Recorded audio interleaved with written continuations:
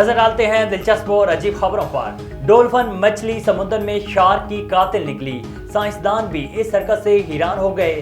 साइंसदान एक कातिल डॉल्फिन के 2 मिनट से भी कम वक्त के इस हमले की वीडियो को देखकर हैरान रह गए, जब उसने एक बड़ी अजीम सफ़ेद शार्क पर हमला किया और उसे कुचला और इसे जो कुछ मुयसर आया इसे निकल कर फरार हो गई। माहिरीन ने इंकशाफ किया है कि जनूबी अफ्रीका में मोसल बे के साहिल पर पेश आने वाला वाक़या डॉल्फिन की किस्म और कास के शिकारी रवैये के बारे में नई बसीरत फराहम करता है।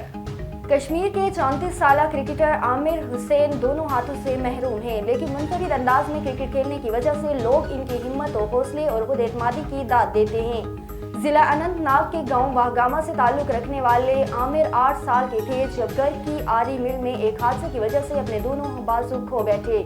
बचपन से ही आमिर को क्रिकेट का शौक था और बाजू खोने के बाद इनका एक चैलेंज था, मगर उन्होंने हिम्मत नहीं हारी। अब वो दूसरों के लिए एक मिसाल है।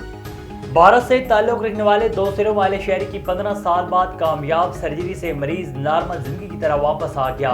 भारत में एक शख्स के सिर के साथ पैदा होने वाले ट्यूमर ने 15 साल तक इसे जिस्मानी और नफ्सियाती अजीतों में मुब्तला किए रखा। आखिरकार मुश्किल से 2-4 भारतीय को डॉक्टरों की मदद से मरीज को अपने एक इजाफी सर से निजात मिल गई।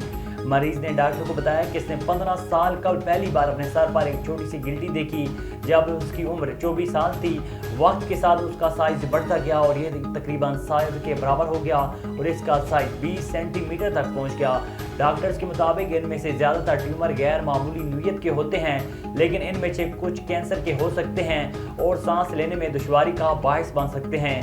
साइंसदान अभी तक इस कैफियत की वजूहात के बारे में यकीन नहीं कर सके, लेकिन तहकीक के मुताबिक DNA की तब्दीलियों से ट्यूमर बन सकता है।